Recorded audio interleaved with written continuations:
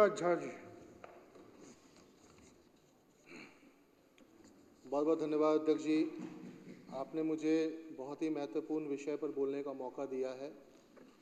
हमारा देश जिस संविधान से चलता है अध्यक्ष जी, वो संविधान सिस्टम को पब्लिक के प्रति, जनता के प्रति और पब्लिक रिप्रेजेंटेटिव के प्रति अकाउंटेबल बनाता है। इसी के मद्देनज़र मुझे याद है कि 2016 तक इनफैक्ट दिल्ली में थाना लेवल कमेटी होती थी और थाना लेवल कमेटी के चेयरमैन पब्लिक रिप्रेजेंटेटिव यानी कि लोकल एमएलए होते थे और जिसमें एसडीएम और एसएचओ साथ बैठते थे। वो सिस्टम इसलिए था ताकि दिल्ली के अंदर जो लोकल लेवल पे थाना है, उसके एसएचओ हैं, पुलिस के लोग हैं, उसको जनप्रतिनिधि के सामने अकाउंटेबल बनाया जाए ताकि जनता से जुड़े हुए जितने भी मुद्दे हैं उसको सॉल्व किया जाए। और पुलिस पर एक प्रेशर भी रहता था कि अगर किसी भी तरह की घटना घटेगी, किसी भी तरह की लापरवाही होगी तो हमारी जवाबदेही जनप्रतिनिधि के प्रति है। उस सिस्टम को जानबूझ करके खत्म किया गया, पॉलिटिकल कारण से खत्म किया गया। जब से आम आदमी पार्टी की सरकार बनी दिल्ली के अंदर में और 70 में से 67 विधायक बने, तब से इनको लगा कि सारे विधायक तो आम आदमी पार्टी के हैं। आप सोचो कितनी घटिया सोच है इन लोगों की। और इसके चलते इन्होंने थाना लेवल कमेटी जो कि व्यवस्था थी, जो कि एक ऐसी व्यवस्था थी जिसमें कि पुलिस वाले अकाउंटेबल थे, उनकी अकाउंटेबिलिटी फिक्स होती थी, हर महीना 1.5 महीना में मीटिंग होती थी। एक और व्यवस्था है अध्यक्ष जी, उसको बोलते हैं डिस्ट्रिक्ट लेवल कमेटी। उसके सांसद चेयरमैन होते हैं और एमएलए मेंबर होते हैं। आपको यकीन नहीं होगा अध्यक्ष जी, एक साल मीटिंग नहीं होती है।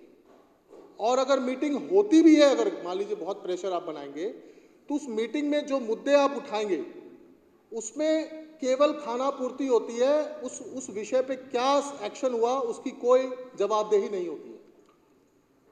मुझे तो एक चीज समझ में नहीं आती है कि आपने पूरा का पूरा जो पुलिसिया व्यवस्था है, पूरा का पूरा जो पुलिसिंग का सिस्टम है, लॉ एंड ऑर्डर है, पूरा पॉलिटिकल इस्तेमाल में आपने लगा दिया।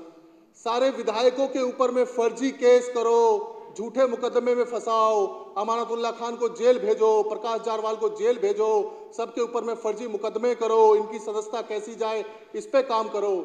आज मैं एक अनऑथराइज कॉलोनी को रिप्रेजेंट करता हूं। हमारे यहाँ पर ईंटा गिरता है, बाद में पुलिस आती है पहले।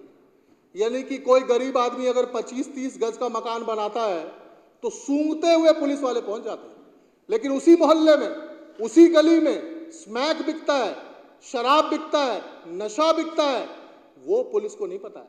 अगर आप कंप्लेन करेंगे तो आपके ऊपर में झूठा मुकदमा करके आप ही को अंदर कर देंगे।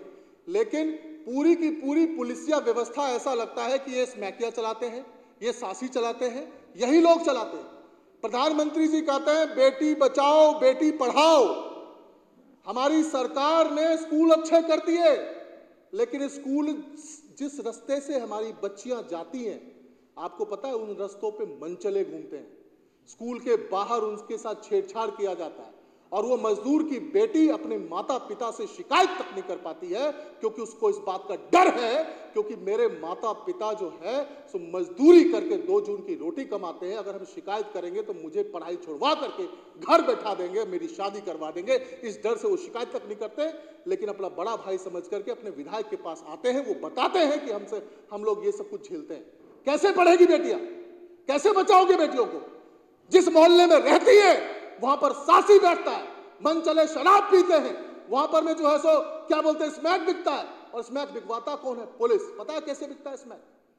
आपको अगर आज जैसे मान लीजिए हम लोग कोई शिकायत करेंगे कि फलानी जगह पे स्मैक बिकता है, आप लोग कैसे बिकवा रहे हैं? आपको पता है गली के अंदर में जो ईटा होता है, ईटा के नीचे पुड़िया रखा होता है। आजकल स्मैकिया को पेमेंट भी आपको पता है गूगल पे से और पेटीएम से किया जाता है। और वो घूम रहा होता है और वो बोलता है कि उस ईटा के नीचे सामान रखा है, ले लो, आप समझो। और ये सब आइडिया कौन देता है? ये सब आइडिया वही बीट कांस्टेबल, वही पुलिस या व्यवस्था देता है कि इस तरीके से धंधा चला, सरेआम चल रहा है, कोई अकाउंटेबिलिटी नहीं है। क्या उम्मीद उन लोगों से करें जो कि रेपिस्टों को माला पहनाते हैं, जिनका इतिहास इस तरह का रहा है? आज पूरी दुनिया में दिल्ली देश की कैपिटल है और पूरी दिल्ली की जो छवि है पूरी दुनिया में इन्होंने खराब करने का काम किया। ये बिहार उत्तर प्रदेश में जाके कहते हैं कि जंगल राज है। आज दिल्ली के अंदर क्या हो रहा है?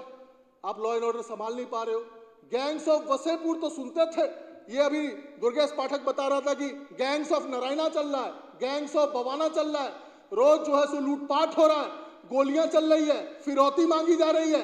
देश की राजधानी है दिल्ली, दुनिया दिल्ली की तरफ देखती है। दिल्ली के अंदर कोई घटना घटती है तो पूरी दुनिया के अंदर इसका शोर होता है। और मुझे तो शर्म आती है कि आप प्रधानमंत्री यहाँ बैठते हैं, गृह मंत्री यहाँ बैठते हैं, खाली नारा देने से, खोखले नारा, बेटी बचाओ बेटी पढ़ाओ, ऐसे खाली नारा देने से बेटियां बचेगी, बेटियां पढ़ेंगी, इस तरीके से आज कोई 4 पैसा फालतू कमा ले, कोई व्यापारी सुरक्षित नहीं है, बेटियां सुरक्षित नहीं है, महिलाएं सुरक्षित नहीं है। इस दिल्ली के अंदर में बड़े बड़े आंदोलन हुए, निर्भया कांड हुआ, जैसिका लाल हत्याकांड हुआ, हम लोगों ने लाठियां खाई थी, इस उम्मीद में खाई थी कि एक दिन ये व्यवस्था सुधरेगी। पर हमें नहीं पता था कि सत्ता में बैठे हुए ऐसे लोग जो रेपिस्टों को माला पहनाते हैं, इनसे हम उम्मीद इस बात की नहीं कर सकते हैं कि लॉ एंड ऑर्डर की व्यवस्था सुधरेगी।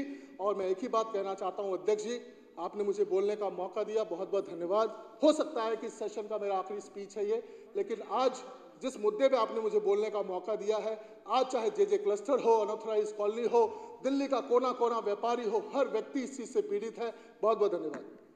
धन्यवाद।